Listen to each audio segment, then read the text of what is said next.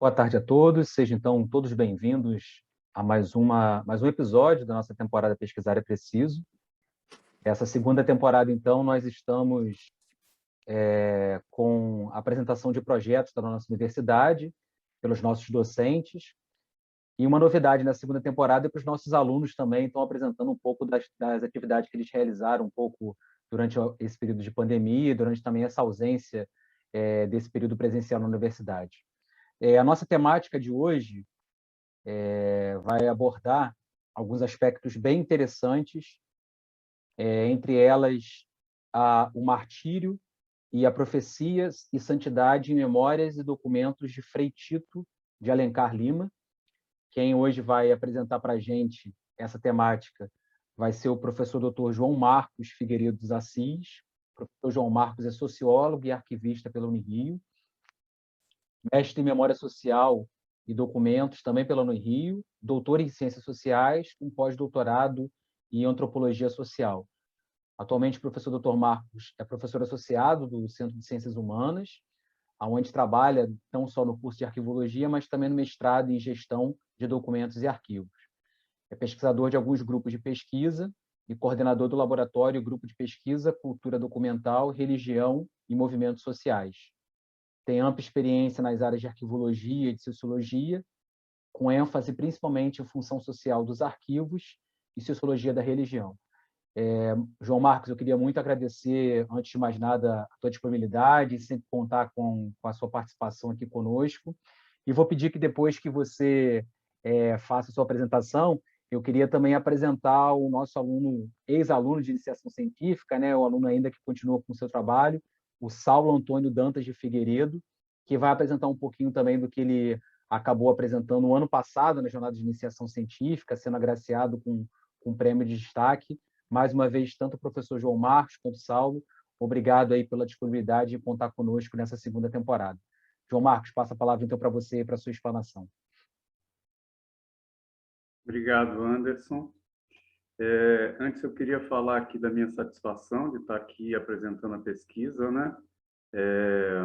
Agradecer a André, que fez a mediação para que a gente pudesse estar aqui apresentando esse trabalho, a organização desse evento, e dizer assim, elogiar, né, a trajetória do Anderson diante da pesquisa na Unirio. Acompanho desde o início pelas câmaras de pesquisa de bolsas, e a gente percebe o empenho e a dedicação que o Anderson tem no campo da pesquisa na Unirio. Então, eu queria fazer aqui esse destaque para o trabalho dele. Mostrar algumas questões, né, em relação à pesquisa, para não ficar só na minha fala direto. Espero que vocês estejam vendo. Então, aqui o nosso tema é memória, martírio e santidade em memórias e documentos, martírio, memória e santidade em memórias e documentos Frei Tito de Alencar Lima. Eu vou apresentar aqui junto com o Saulo, que é bolsista de iniciação científica nessa pesquisa, né? Então, só para a gente compreender um pouco, eu vou falar um pouco sobre o trajeto da pesquisa e o que a gente propõe nessa pesquisa, e o Saulo vai complementar com a parte prática do que a equipe está fazendo, né? O objetivo dessa pesquisa, o objetivo maior dessa pesquisa, depois eu vou falar um pouco do trajeto dela, é compreender as interseções, as aproximações e também os distanciamentos entre memória e produção material. A gente entende desde o início a produção material não só como documento arquivístico, mas com todas as formas de constituição da memória em torno desse frade dominicano, Frei Tito de Alencar Lima, que vai cometer suicídio em 1974 na França, né? Ele era um banido político do Brasil. Ele vai cometer suicídio em decorrência das torturas, graves torturas que ele sofreu durante o período ditatorial, principalmente aí depois da sua segunda prisão em 1969. Ele vai ser banido do Brasil em 1971, vai para alguns países, vai para o Chile, depois também lá é instaurado o golpe militar, ele vai para a Itália, tenta asilo na Itália, não consegue, vai ter asilo entre os dominicanos, da ordem dele, da França, e vai morrer em Lyon, na cidade de Lyon. Então, eu não vou entrar muito nos pormenores dessa trajetória do Frei Tito, porque eu gostaria de pegar mais aquilo que a gente vai para entender o que seja essa nossa pesquisa, tá? Dentre os objetivos, nós temos alguns objetivos. Essa pesquisa já ocorre desde 2014. Eu vou falar um pouquinho sobre esse andamento, para vocês entenderem melhor. Um desses objetivos é compreender a presença simbólica do corpo anistiado de Frei Tito de Alencar Lima. O corpo de Frei Tito vai ser trazido para o Brasil, vai ser trasladado em 1983. Ele morre em 74 e o corpo dele só vai ser trazido em 1983 para o Brasil. Depois de todo o processo de negociação com o Estado, Saulo vai falar um pouco disso a partir dos documentos arquivísticos que a gente foi organizando, coletando e organizando. Analisar os processos de produção de sentidos sobre a morte de Frei Tito. Então, a gente não está lidando pura e simplesmente com documentos, a gente está lidando com produção de sentido, que passa também pela produção de documentos. Esse é um foco da nossa pesquisa, dentro da área da arquivologia, é discutir a produção de sentidos pelos documentos. Então, essa materialidade do documento ela vai se traduzir também na produção, não só material, mas simbólica dos acontecimentos. Refletir sobre as manifestações da presença física e da presença simbólica de Frei Tito e as apropriações feitas por diversos grupos de militância, tanto religiosa, quanto política, quanto social, no Brasil, que vão ter como Frei Tito como um emblema dessa luta por cidadania, luta por democracia, por participação social mais ampla.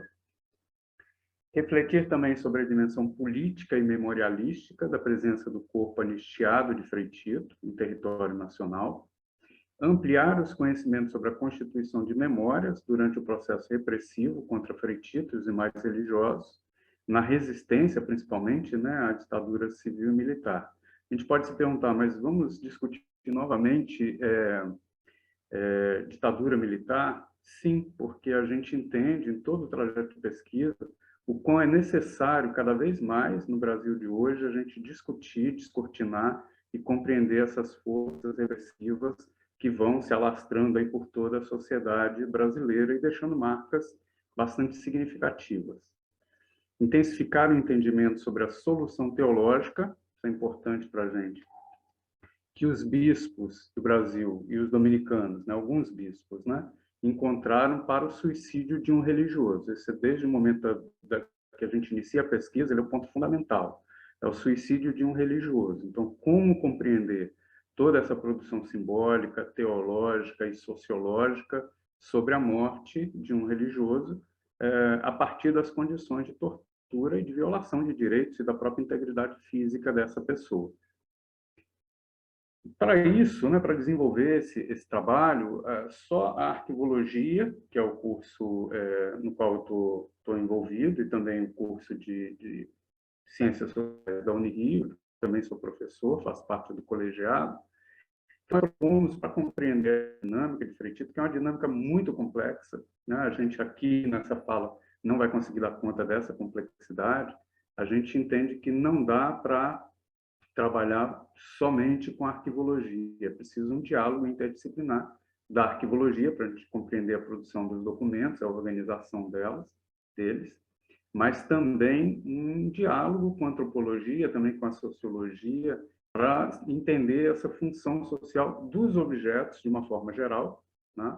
Mas também, a partir dessa produção social dos objetos, compreender aquilo que a gente vai chamar no laboratório, desde que o laboratório é instituído, como cultura documental, né? As formas variadas de se produzir materialidade e sentido a partir da produção de documentos. Então, aqui falando um pouco da trajetória dessa pesquisa, né? Em 2013, eu submeti um projeto de pesquisa ao CNPq, que foi contemplado com uma série de financiamentos, né, para essa pesquisa. Foi possível fazer trabalho de campo, uma vez que a documentação e a produção memorialística espalhada pelo Brasil, não está centralizada no Rio de Janeiro. Ela está principalmente em São Paulo, Minas Gerais e Fortaleza. Fortaleza é a cidade natal de Frei Tito. São Paulo é onde ele foi virar frade. E Belo Horizonte, onde se encontra o arquivo da província dominicana do Brasil. É uma das províncias. São duas províncias que depois vão se integrar, né, que são as circunscrições religiosas dessa ordem dominicana. Então, a gente teve que ir nesses 3 lugares para poder fazer trabalho de campo, pesquisar e entrevistar.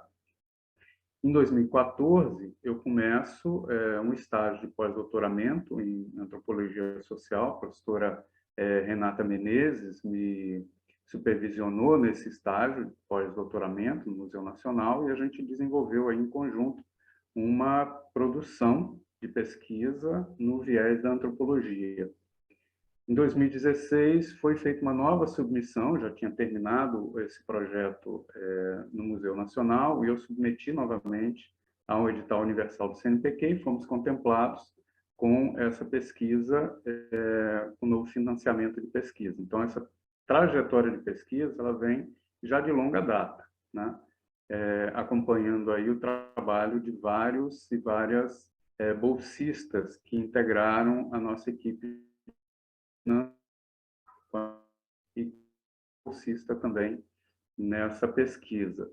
Tivemos aqui algumas premiações, o professor Anderson já colocou, né, a última premiação, a gente teve várias nomeações e prêmios de pesquisa pelo trabalho que nós vínhamos desenvolvendo, né, e aí eu ressalto a excelência do trabalho dos bolsistas e das bolsistas, e o trabalho da própria Unirio, dando todo o suporte para que esses bolsistas e essas bolsistas pudessem completar o seu trabalho. Tivemos vários bolsistas que passaram por essas pesquisas e, graças a Deus, eles saíram por questões de conseguirem emprego, de conseguirem bolsa de mestrado, de terem entrado no mestrado. Então, a gente fica muito feliz que essas pessoas tenham passado pela pesquisa, tenham conseguido uma bolsa ou um emprego, ou uma bolsa de mestrado, e que se encaminharam para aprofundar suas pesquisas em algumas outras instituições. Então, isso é algo que a gente tem como muito valioso no trabalho. Essa excelência do trabalho se mostra no empenho dos bolsistas e das bolsistas e nos encaminhamentos futuros que eles vão fazer com outros investimentos de pesquisa. Bom, a gente foi impactado aí nos últimos meses, né, com a pandemia, a Covid-19, teve então que reelaborar a nossa estratégia, as nossas estratégias metodológicas de pesquisa, e fazer algumas readequações do plano de trabalho que a gente já vinha desenvolvendo.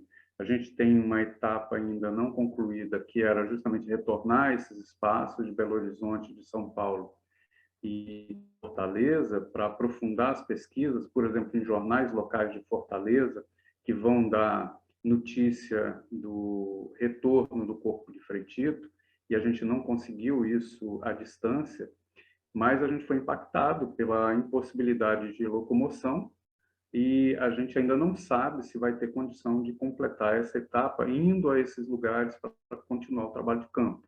Então, a gente está tendo que readequar, não vou falar muito sobre isso, porque o Saulo vai falar sobre as estratégias que a gente foi construindo para poder trazer essas questões à tona, né? Mas a gente teve que readequar e a gente priorizou um trabalho de pesquisa bibliográfica e pesquisa documental por meios virtuais. A Fernanda já havia começado, quando ela estava como bolsista, a agilizar essas pesquisas junto aos arquivos públicos, e a gente foi aprimorando metodologia de trabalho, de organização dessa documentação. A gente tem um número significativo de documentos já coletados para pesquisa, né? Por exemplo, o arquivo dos dominicanos, eles não têm nenhuma forma de disponibilização digital dos seus documentos. Então, só indo a esse local para poder registrar essa documentação, que a gente fez e tem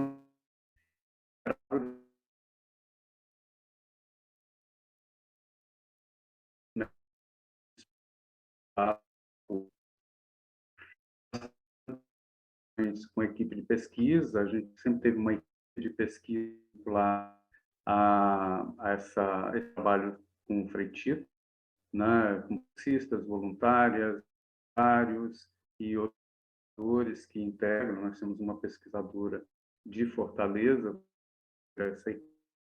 e então a gente mantinha periódicas para a gente ir retomando esse plano de trabalho e readequando as nossas questões. Bom, a nossa investigação atual tem como propósito localizar informações, né, a etapa atual, né, informações sobre o traslado do corpo de Frei Tito no contexto da anistia política do país. Então, a gente está discutindo não só o traslado do Frei Tito, mas tudo que envolve esse traslado do corpo de Frei Tito, toda a negociação política, a negociação burocrática, legal, administrativa, a dimensão religiosa, né, eu vou falar um pouquinho adiante, e a dimensão política e arquivística, né? Então, a gente está em torno, né, nessa parte que já teve uma dimensão mais sociológica da discussão, e a gente agora está numa discussão mais arquivística, burocrática, legal, dessa discussão, que é justamente se voltar para os documentos sobre o traslado do corpo de Frei Tito, sobre o processo de anistia política. Então, a gente está estudando o processo de anistia política e o processo de anistia próprio do Frei Tito.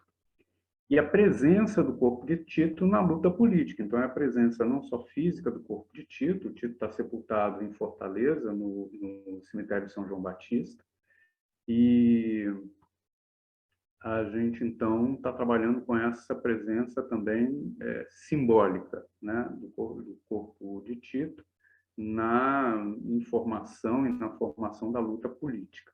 Então, a gente tem 4 vertentes que a gente está olhando agora, que são as questões burocráticas e legais, né, que a gente se volta para todo esse processo burocrático da anistia, da instauração do processo de anistia, dos documentos, todo esse processo de negociação com o governo, feito especialmente pela província dominicana, já que a família não... As dimensões políticas desse processo e as dimensões religiosas, como é que a Igreja Católica e os bispos que se voltaram para isso, para trazer o corpo do Tito, né? Como é que se envolveram e quais eram as questões religiosas que estavam também envolvidas nessa dimensão política. Bom, em relação às questões religiosas, uma cerimônia que foi feita com o traslado do corpo de Tito para o Brasil, na Catedral da Sé, em São Paulo, vários religiosos. São Paulo Evaristo Arnes foi um incansável desbravador histórica no Brasil, encabeçou várias lutas, manifestações em prol da economia, e essa cerimônia religiosa ela sigue esse contexto. Você vai trazer para pensar o religioso nesse universo. Um deles é a questão do religioso e o político. Não é uma religião, mas é uma religião política, política para buscar essa cerimônia, um ponto fundamental para a gente. E como é que o está em torno disso? Também, né, essa questão religiosa e essa cerimônia especificamente ajuda a compreender o suicídio, saída quebrada, uma ação feita pela Igreja nesse sentido. Essa cerimônia recupera essa ideia da psique quebrada, né, e que o suicídio é uma saída para essa psique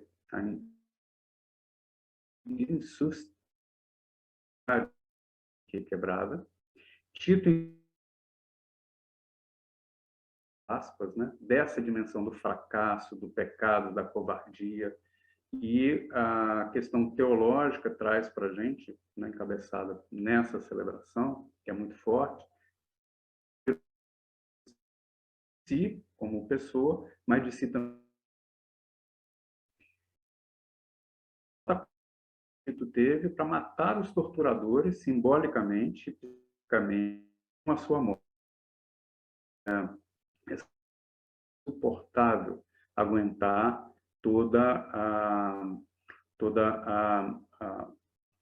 a dinâmica da tortura por dentro. Eram torturadores que iam quebrá-lo por dentro. Questões para o entendimento dos efeitos, políticas e sociológicas, né? Nos sentidos dessas, bispos e os dominicanos encontraram para o suicídio de Tito, que implicações sociais para a dimensão política. A presença do corpo de Frei Tito é entendida como uma presença material. A questão de como grupos sociais nessas lutas políticas se apropriam desse potencial que a gente tenta ver por viés das políticas. A gente entende os arquivos que funcionam como espaços de memória. Saulo vai falar disso daqui a pouco também. Os nossos estudos acabam delineando algo que é muito importante dentro da nossa concepção na arquivologia, que é justamente os arquivos como referência à memória social. O que sociais esses arquivos exercem no contexto do Brasil é algo que a gente tem no campo da arquivologia. Isso é muito importante para nós. Na Constituição de Referência, como também a importância da arquivística para essa arquivos privados,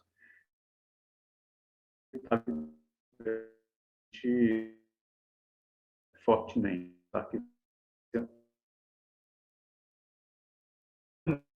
Os arquivos públicos, mais investida que a gente faz nos arquivos públicos, principalmente pelo trabalho aí de Memórias Reveladas e das comissões nacionais, da Comissão Nacional da Verdade e as comissões localizadas da verdade, a importância dos arquivos públicos para o estudo desse período. E aí a gente buscou acesso aos jornais, foi isso que a gente ainda está tentando conseguir acesso, que são jornais locais, realmente. Relações na análise da produção documental. Isso é uma constante no nosso trabalho. Essas relações sociais, o documento não está isolado, o documento não é só uma produção simples da sociedade, mas ela traz com ela, essa produção, né, dos documentos arquivísticos, relações sociais bastante complexas. É isso que a gente busca compreender. Bom, eu não sei o tempo aí que eu gastei, não sei nem como é que sai desse negócio agora também. Stop share. Tá bom. Não sei o tempo que eu gastei, eu não estava vendo vocês, estava vendo só minha tela, eu não podia ver vocês, mas a gente pode conversar aí, se tiver alguma dúvida. O Saulo vai complementar bastante disso que eu falei também. Agradeço mais uma vez a atenção de vocês. Obrigado, professor João Marcos. Eu peço, então, que o senhor apresente aí o seu aluno, o Saulo, a temática que ele vai colocar para a gente aí. Bom, Saulo já tem um tempo que está com a gente na pesquisa, né, Saulo? Faz iniciação científica com a gente, aluno do curso de arquivologia. Tem sido, assim, uma mão na roda na pesquisa, né? Ele praticamente continua o trabalho que a Fernanda fez na nossa pesquisa. Então, assim, ele substitui muito a altura, a Fernanda, que teve um desenvolvimento na pesquisa, assim, percepções interessantes na pesquisa. O Saulo continua isso, o empenho do Saulo é muito relevante para o encaminhamento da pesquisa, né? E principalmente porque a gente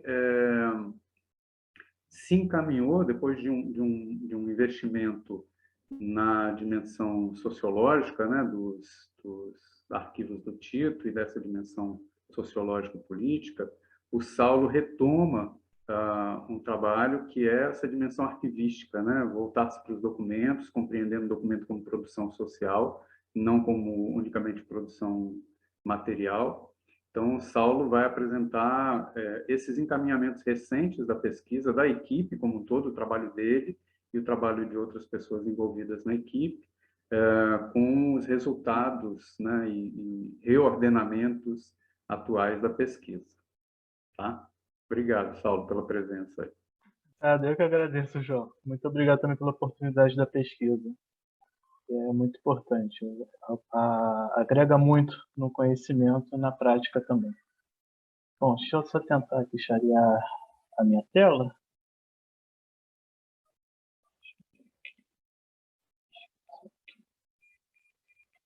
Pronto, cair aqui.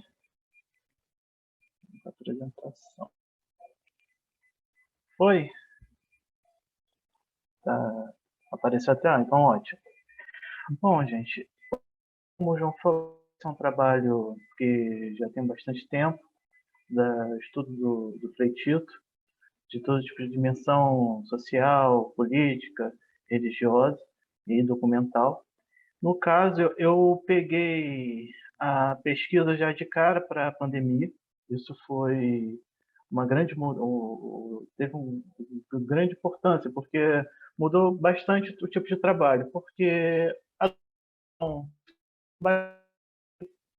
indo aos locais, né? Como ele falou, em Minas Gerais, Ceará, São Paulo. Então, boa parte da documentação do Tito, ela se encontra em locais físicos que você não consegue acessar remotamente. Então, complica bastante para você adquirir novos documentos. Mas, epa, voltou? Passar logo.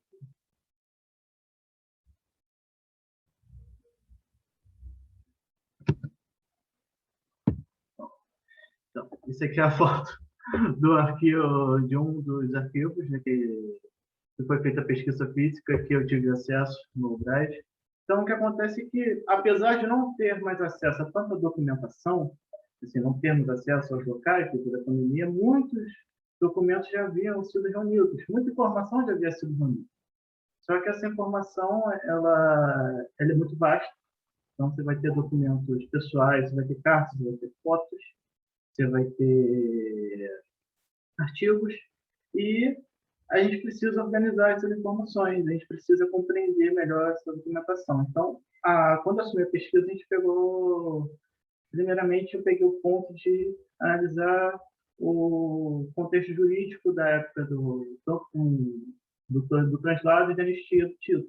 Mas, ao mesmo tempo, a gente também tem essa documentação que a gente precisa ver, compreender e justamente ver e compreender para ter uma melhor noção do que está ocorrendo, o que ocorreu, desculpa, né, no caso do translado e da anistia do Tito. Eu vou só passar aqui para o lado, que, por exemplo, tem muitos documentos que são tipos de revistas, são jornais da época. Então, essa documentação ela não se prende somente ao documento criado com um objetivo específico, assim, como posso dizer, a certidão de óbito ou alguma informação de translado encaminhada para o consulado brasileiro, como no caso da França, mas todo um outro contexto que você precisa compreender para a gente conseguir fazer os links, porque o Tito ele foi banido pela Lei 13, né? E quando você tem a anistia, você acaba, ele está anistiado. Porém, como ele tinha se suicidado, não houve esse translado do corpo.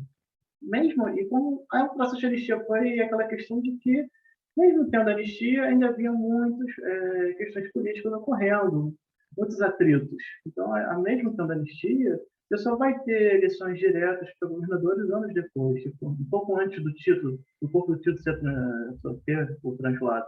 Então, a gente acaba tendo que fazer essa análise política, e isso acaba indo para esses documentos como revistas, jornais, para a gente compreender melhor todo esse cenário. Como o João falou, uma coisa que eu reparei muito nessa pesquisa, o documento documento, ele tem uma informação, mas essa informação ela vai além de somente o que está no documento. O documento ele tem uma questão política do que ele foi produzido, ele tem uma visão política para aquele que foi o torturador, como ele tem uma visão política para aquele que foi torturado. Então, ele tem um contexto amplo e ele sozinho também é limitado. Então, você acaba tendo que criar todo um mosaico de informações desses documentos para você conseguir compreender melhor a memória, a construção dessa memória que a gente vai formando. Vou passar aqui para o lado, por exemplo. Esse aqui já é um documento brasileiro mesmo. A gente está usando atualmente uma ferramenta de scanner, porque quando esses documentos foram reunidos, foram tiradas fotos, e justamente por estarmos na pandemia, esses documentos estarem em Drive, não estarem digitalizados, ele, no formato de foto, é um pouco limitado, às vezes, para você ler, para você analisar, ou e até também por espaço, né? Então, a gente está atualmente também seguindo esse processo de fazer um scanner desses documentos, tanto para a gente, que é muito melhor para você compreender as informações que estão contidas, como também do ponto de vista que se torna mais prático e mais leve. Portanto, que eu vou entrar mais à frente, que a gente tem uma ideia de um arranjo e repositório que foi proposto por uma colega de pesquisa, Marcele, no trabalho também da monografia dela. Aqui do lado, por exemplo, essa documentação ela foi escaneada. Essa documentação ela é da França, né? Isso já foi no processo de translado, que está aqui em 83. Então, esse é apesar de ter ATC, eu lembro de certidão de óbito, tem muitos documentos que você encontra que estão sendo entregues ao consulado brasileiro sobre o translado do título, e aí a gente consegue ter uma ideia do que está ocorrendo do ponto de vista burocrático, só que, como eu falei, acaba ocorrendo que a gente tem que analisar a foto, é um pouco limitado, e aí a gente faz essa questão do scanner, e você consegue ter uma nitidez muito mais detalhada da informação. É interessante que, apesar de, como é que eu posso dizer, como coloquei lá, a anistia está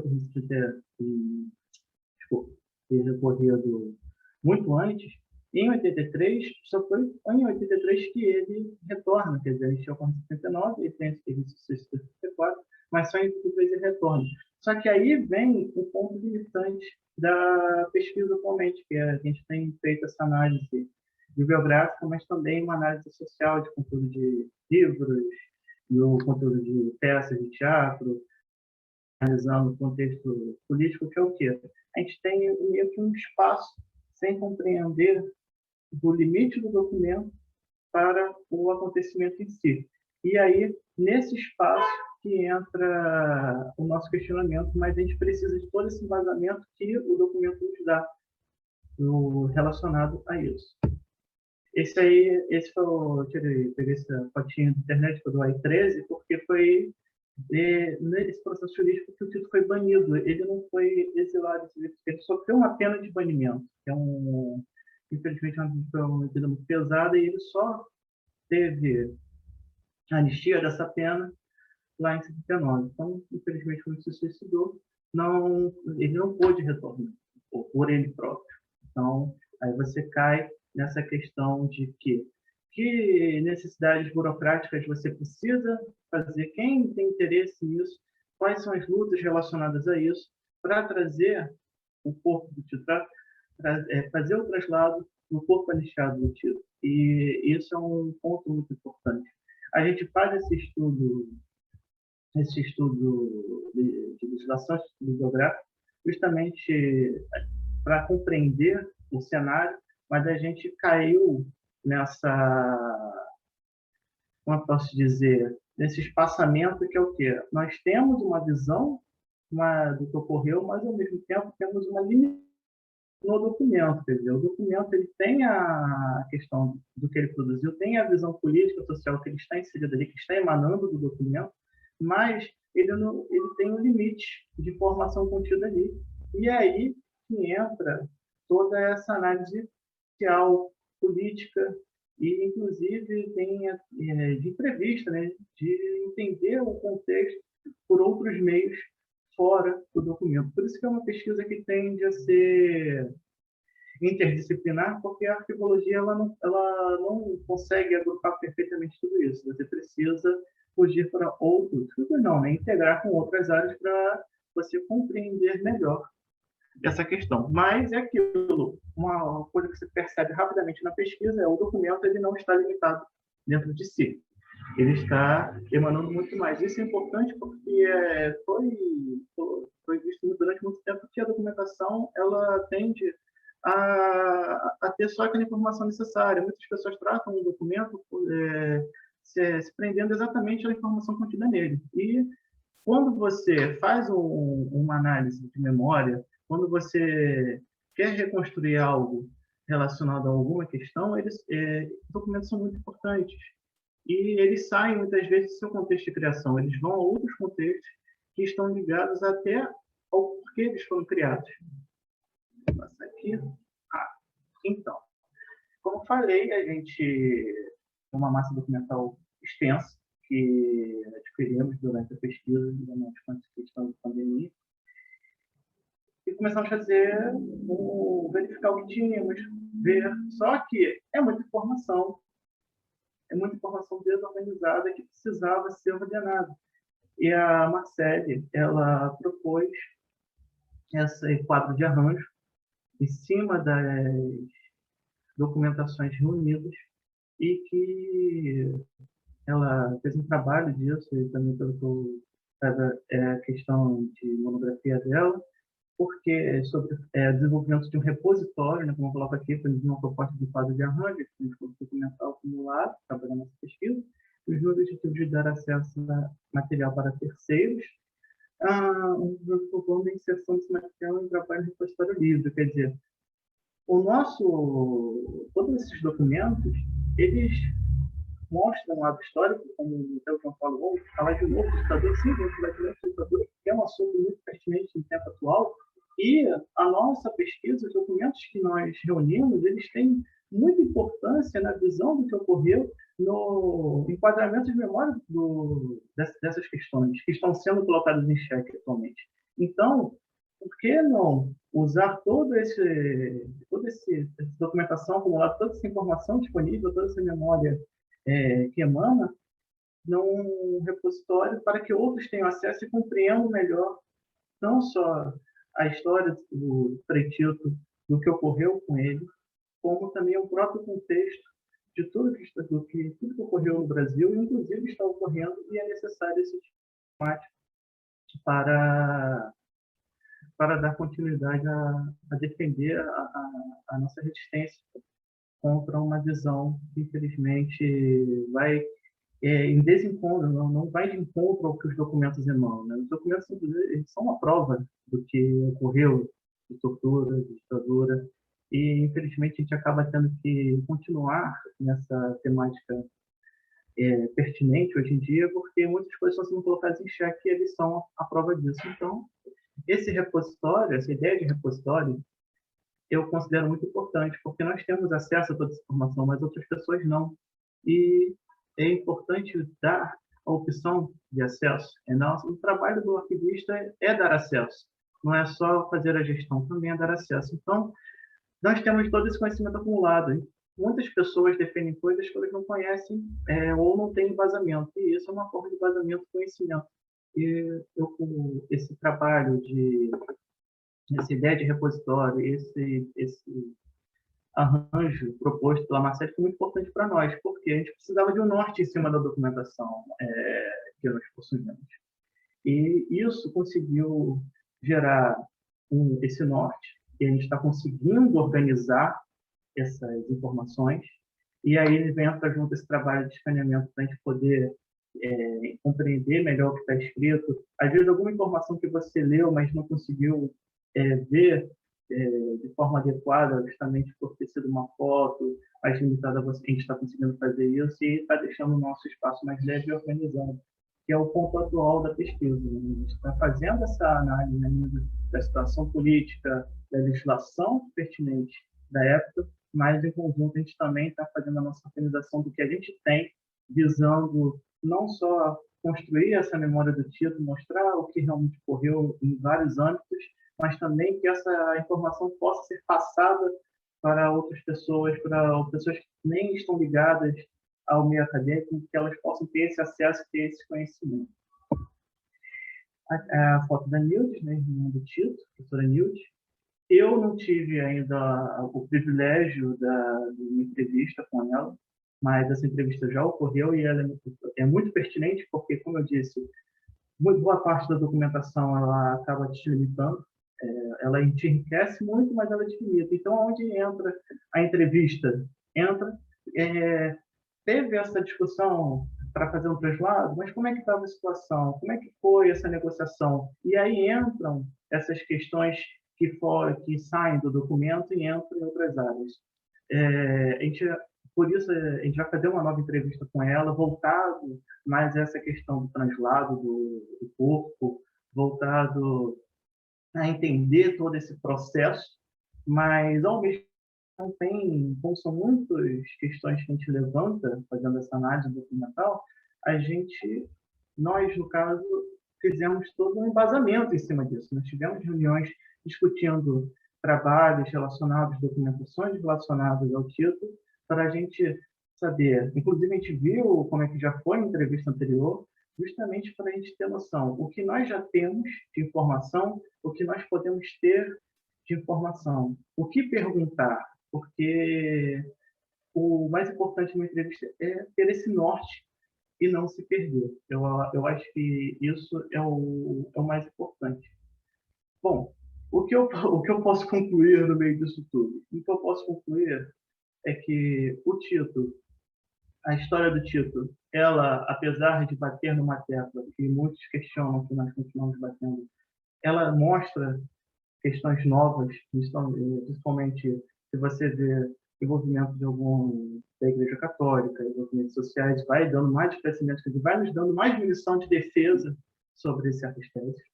Mostra que o arquivo, por exemplo, do ponto de vista de arquivologia, que é a minha área, que nós temos que parar de visar o documento apenas no ponto de vista de gestão física simples, mas no ponto de vista de memória, toda a riqueza de memória que esse documento tem, que muitas vezes a gente está tendo documentos que não, justamente por não possuir essa visão arquivística, a gente está perdendo a oportunidade de memória.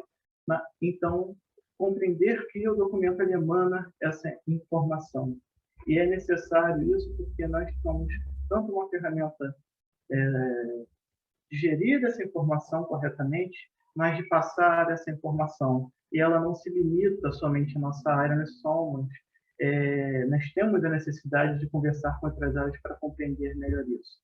Então, o que eu posso concluir no meio disso tudo eu entrei na pesquisa e me deparei com uma grande quantidade de informação, acabei tendo que ter embasamento em cima dessa informação para poder procurar a legislação, outras questões biográficas para fazer esse conjunto.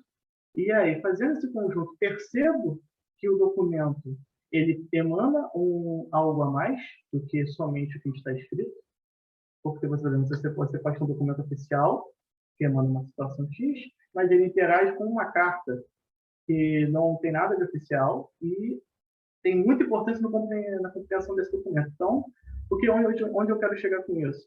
Os documentos, eles conversam entre si, não só documentos oficiais, como outros tipos de documentos também.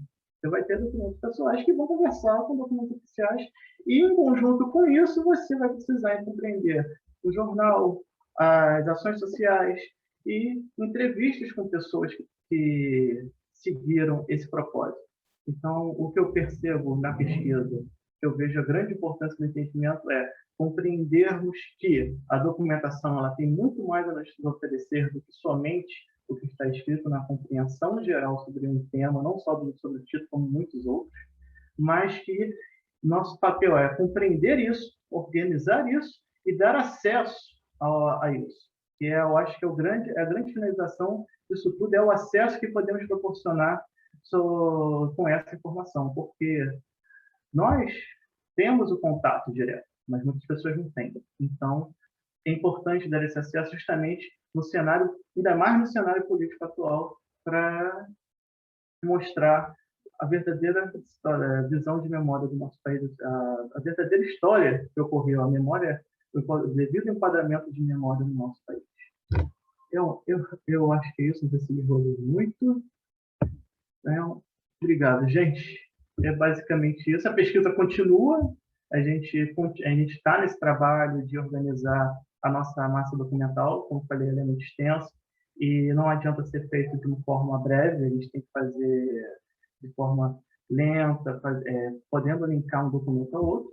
A gente está fazendo esse processo, a gente está fazendo também a análise de legislação, como falei, e isso esbarra numa coisa muito interessante, que é o título condenado na empresa, anistiado, e o que mais permeia para ele fazer um traslado são questões sociais e políticas da época do que não conseguimos encontrar em documentos oficiais ou até em documentos que nós temos. A gente acaba tendo que fugir para fazer uma análise dos acontecimentos ou de outros documentos em outras partes ligadas à ditadura. Então, é isso. Obrigado, João, pela oportunidade. Obrigado, Saulo. Obrigado, professor João Marcos. Eu queria, antes de mais nada, parabenizar ambos aí pela apresentação dos projetos e parabenizar também pela disponibilidade de vocês aí, agradecer a disponibilidade que vocês tiveram de apresentar aqui nessa temporada do Pesquisar é Preciso. Eu vou abrir aqui através do chat para as pessoas que estão participando aqui fazerem algumas perguntas, quem quiser fazer alguma pergunta, mas antes de mais nada eu queria talvez até trazer uma curiosidade. Eu acho que um dos objetivos do Pesquisar é Preciso é também um pouco dinamizar para a sociedade como um todo os projetos de pesquisa que a gente vem realizando na universidade.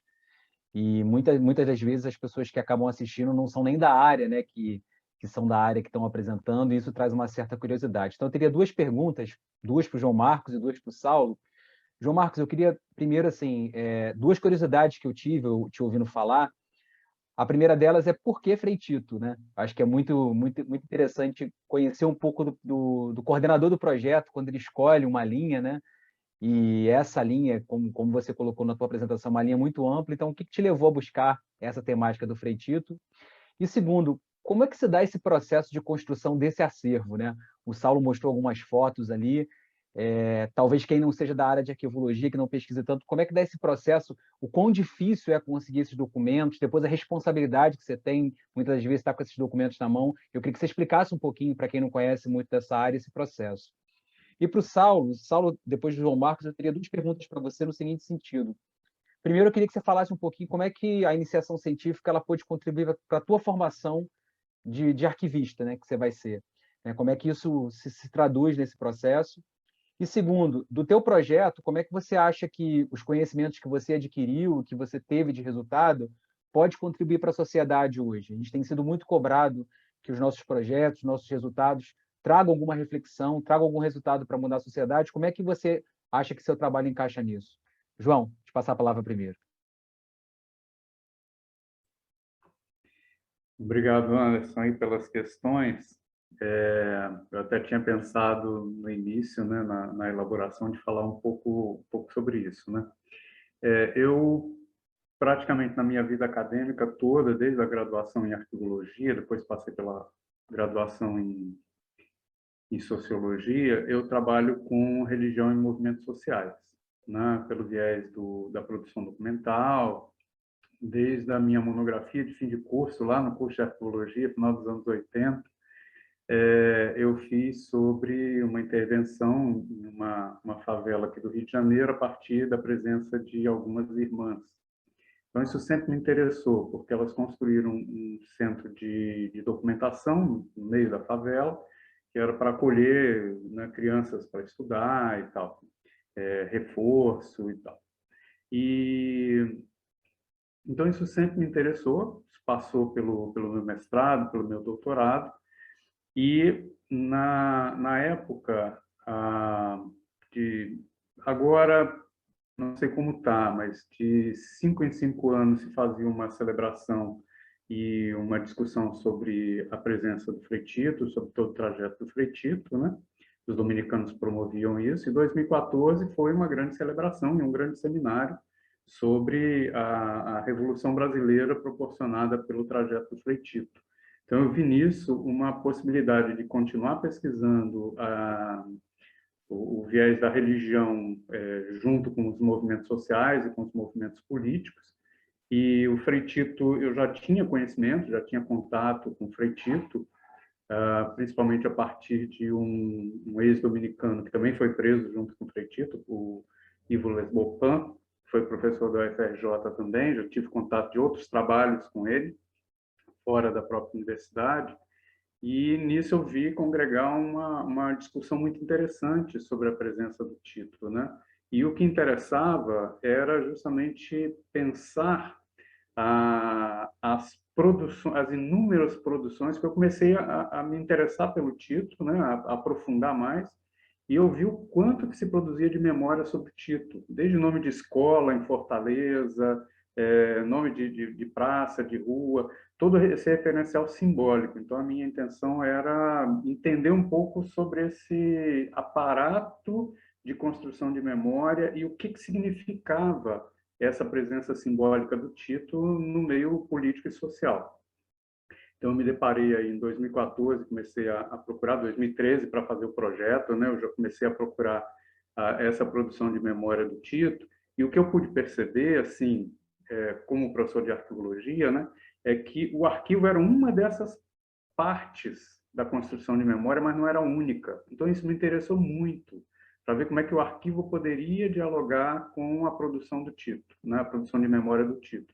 Então, a gente via, assim, desde cordel, né, eu tive em Fortaleza para pesquisar, então eu rodava aquelas bancas de cordel, né, e procurava e perguntava se eles já tinham escutado sobre Frei Tito, e tinha cordel, né, que eles faziam do Frei Tito. Então, tem toda uma produção cultural em torno da memória do Tito, né? Então, isso me chamou muita atenção. E o Tito, porque continuava, para mim, nesse viés de enfrentamento à ditadura a partir de um viés religioso e político, né? Isso sempre foi um interesse meu de pesquisa, em todas as pesquisas que eu fiz. E esse processo de construção do acervo, ele é muito complicado, né? Porque, assim, a gente lidou, em parte, com arquivos públicos que tinham sido organizados, né, diante da Comissão Nacional da Verdade, porque vários desses casos, inclusive do Tito, né, foi investigado para vincular, né, para perceber as vinculações com a interferência política do Estado em relação à vida dessas pessoas. Então, o Tito foi um desses, né, mortos, que teve o seu vínculo, o vínculo da sua morte com as torturas e as arbitrariedades do Estado brasileiro. Então, teve toda uma produção de pesquisa sobre essa documentação do Tito para perceber essa vinculação. Mas fora o âmbito dos arquivos públicos, que é o que a gente conseguiu fazer aí de investigação junto ao Arquivo Nacional, eu tive no Arquivo de São Paulo também, estava nesse processo ainda de organização da documentação, então estava muito localizado em São Paulo, ainda não tinha sido organizado de uma forma mais ampla para ser disponibilizado.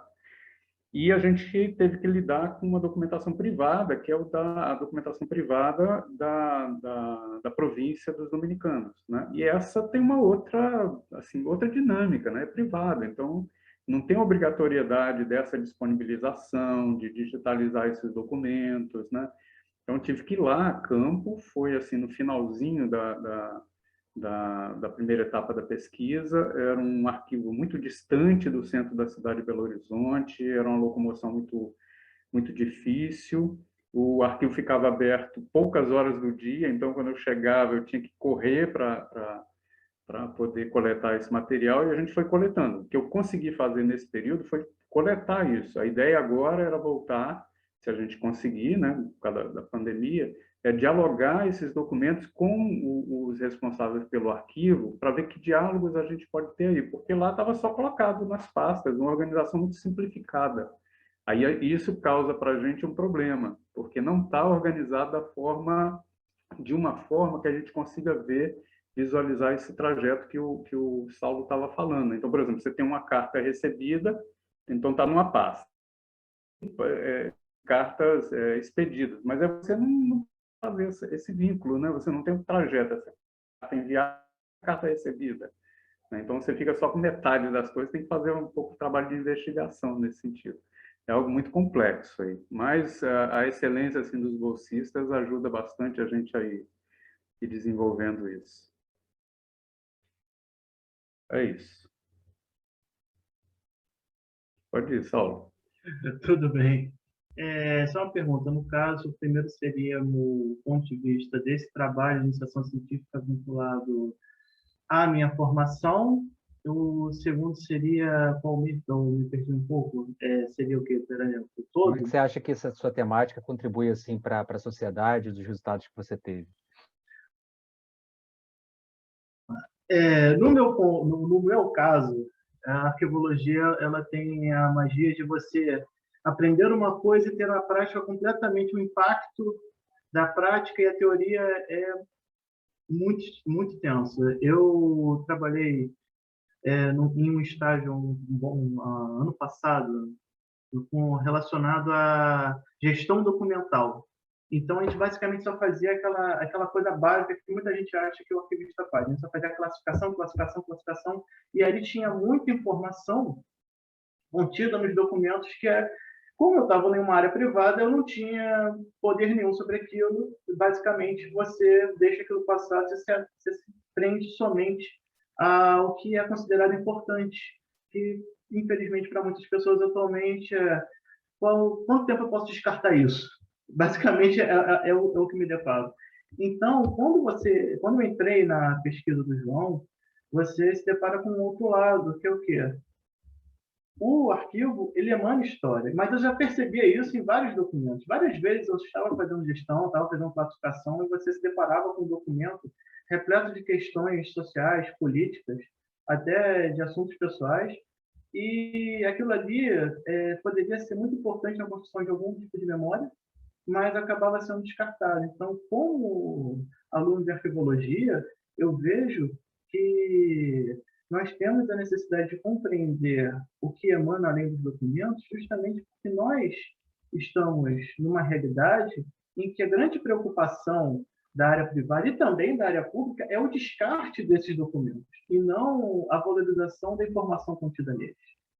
Então, o que eu vejo é um desafio você fazer isso fora da área acadêmica, porque você precisa dialogar com pessoas que não possuem, não é questão que elas não queiram ter interesse muitas vezes, a questão é que elas não têm essa visão, e você precisa trabalhar essa visão.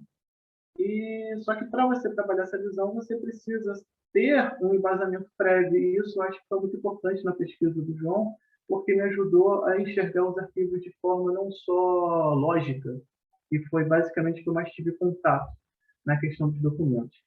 Entrando no âmbito da sociedade, eu acho que é justamente linka com esse papel de compreensão, porque o arquivista ele não é apenas um gestor de guarda, de organização. Ele está na parte também de passar essa informação adiante. Essa informação não tem que estar trancada num cofre e organizada. Essa informação tem que ir adiante. Então, eu vejo que o trabalho que eu realizo não visa só a gente compreender uma questão e ficar preso dentro de um círculo, e sim emanar essa informação para frente. O objetivo final é que a sociedade tenha acesso a essa informação. Então, eu vejo que o nosso trabalho é importante para a sociedade, porque a sociedade hoje ela defende teorias, ela defende ideias de memória que não são embasadas. Então, nós temos que ter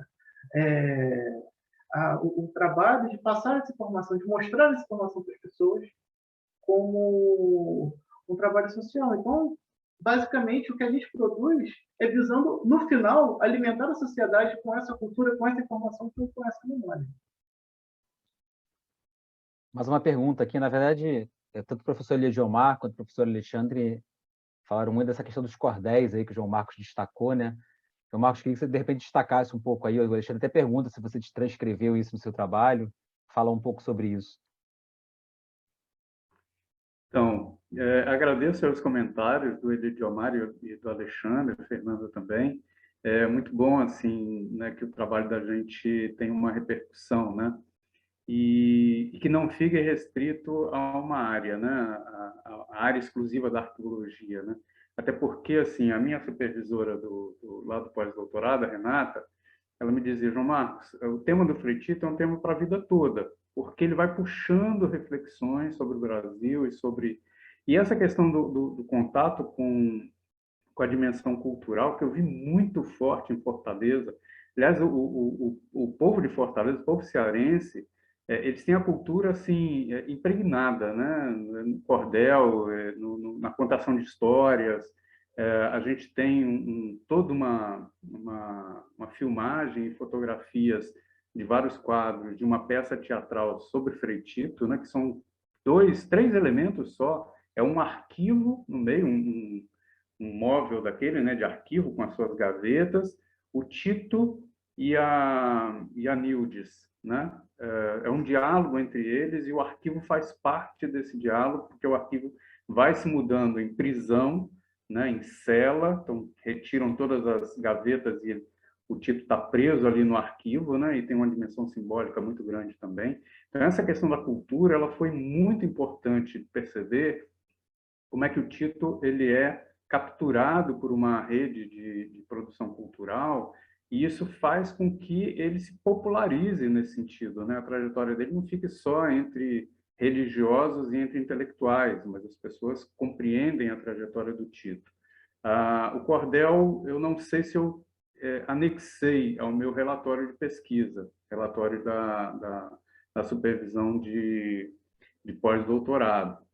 Eu não me lembro se ele está anexado ou se ele está transcrito, né? Ou se eu pego partes dele para falar sobre essa produção, que a primeira parte do meu relatório é um levantamento dessa produção, assim, do que eu pude capturar da produção de memória do Tito, né? E aí tinha peça de teatro, tinha o cordel, mas eu não me lembro se está transcrito lá, coisa está anexada. Mas é muito legal você se deparar com isso, né? Com essa produção e ver como é que as pessoas conseguem transformar isso, né? E até um tema muito pesado, né, Anderson? Assim, falar de suicídio, falar de tortura, é algo que é muito pesado, né? E a gente encontrar isso de uma forma de uma apropriação de uma cultura popular é muito legal, é muito interessante, porque isso também desmistifica um pouco todo esse trajeto, né? Como algo que deve ser rejeitado, né? Algo que é ruim da gente escutar, né? Não, faz parte da história, né? As pessoas foram mortas, foram presas, sumiram, parentes até hoje não têm notícia dos seus entes queridos, né? Faz parte da nossa história e a gente não pode rejeitar. Então, essa apropriação é muito interessante. Obrigado aí pelos comentários. Uma última pergunta aqui, até para a gente poder ir fechando também essa nossa conversa. A Fernanda está perguntando qual é a solução teológica que foi dada pela igreja para esse suicídio do Frei Tito aí, que foi permitido velório, enterro e tudo mais. Como é que ficou essa relação aí, que é uma relação complexa, né? É muito complexa. Na verdade, a gente ainda está na tentativa de solucionar. Na entrevista que o Saulo falou, né, que a gente teve com a Nildes na primeira etapa da nossa pesquisa, que está transcrita e a gente circulou entre o grupo, a Nildes fala de duas soluções, vamos dizer assim, né? Os dominicanos, até a gente trouxe isso para ela, né, como estímulo para a fala. É a solução assim teológica dos dominicanos, da igreja, né? Que recupera a morte do Tito não como suicídio, né? Não como suicídio, mas como martírio, né? Aquele que, na verdade, dedicou a sua vida a um trajeto, né? A uma causa, e que por isso ele sofreu por essa causa e até chegar à morte. Essa é a ideia de martírio para a Igreja Católica, né? Então essa recuperação do Tito não como suicídio no sentido de uma pessoa que não aguentou e a única coisa que ela tinha para fazer, né, como fracasso, foi retirar a sua vida, a teologia católica e os dominicanos e Dom Paulo Evaristo vão recuperar esse sentido de alguém que doa a sua vida, né? Isso para o universo teológico católico é muito forte. Para a família, isso não tem o mesmo efeito. É isso que a gente quer investigar junto com a Nildes, né? Como é que foi esse processo, porque cada vez que se falava, né, na questão do Tito, de trazer o corpo do Tito, o trauma se abria, né? A dor se abria, né? Então, você tem uma dimensão particular da família que a gente ainda não conseguiu explorar, até porque é muito delicado, né? A gente não pode fazer com que a família fale alguma coisa que não queira falar. Então, isso é muito delicado, né? Mas a Nildes deixou claro para a gente que a cada vez a dor retorna, né? Bem, eu queria mais uma vez agradecer muito ao professor João Marcos, ao Saulo aí pela palestra, por dividir conosco os projetos de pesquisa que eles têm trabalhado. Lembrar que essa série ela está acontecendo todas as terças-feiras às 14 horas. E lembrar vocês também que quem perdeu, né, não pôde acompanhar a gente aqui ao vivo, essa palestra também vai estar gravada e disponível no nosso canal do YouTube. Quem ainda não nos segue lá, Pesquisa Unirio, como também quem puder seguir a gente lá também no Instagram, @Pesquisa Unirio. As nossas redes sociais também têm procurado divulgar um pouco os projetos de pesquisa da nossa universidade. Mais uma vez agradeço a presença de todos, aqueles então que também estão nos acompanhando aí posteriormente no nosso canal do YouTube, desejando aí uma boa tarde, que todos fiquem com saúde. Obrigado a todos aí pela presença.